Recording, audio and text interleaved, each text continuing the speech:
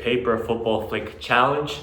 You will need anywhere from 1 to 3 paper football. It's very simple to make. You can just search on the browser on how to make a paper football, or I will just list it out on the description below.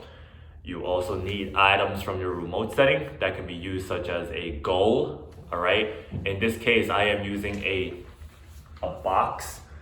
You can use a bowl to eat off of. You could use a box, like a shoe box. You can also use a container, anywhere, anything that you can find. Set your goal about 5 feet away, 4 to 5 feet away.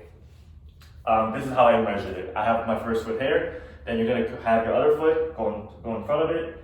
That's my second, third, fourth, and fifth. All right, so 4 to 5 feet away.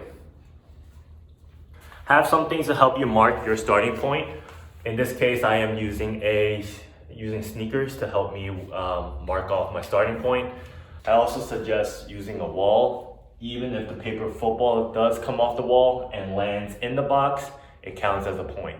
So whenever you flick the football and it lands inside whatever you're using as a goal, it will count as a point.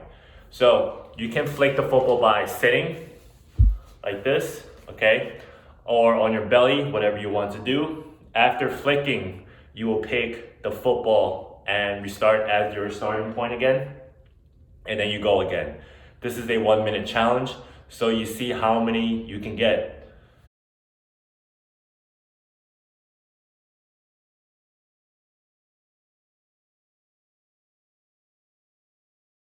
Tried setting the paper football on the floor and then flick, it doesn't go as high, right? So when you have your hand, when you're holding the paper football like this and you flick, there's a higher chance that the paper football is going to go in. Now here's an example of me sitting, and I have the paper football in my hand like this, and I'm going to flick the paper football. So you just go like that.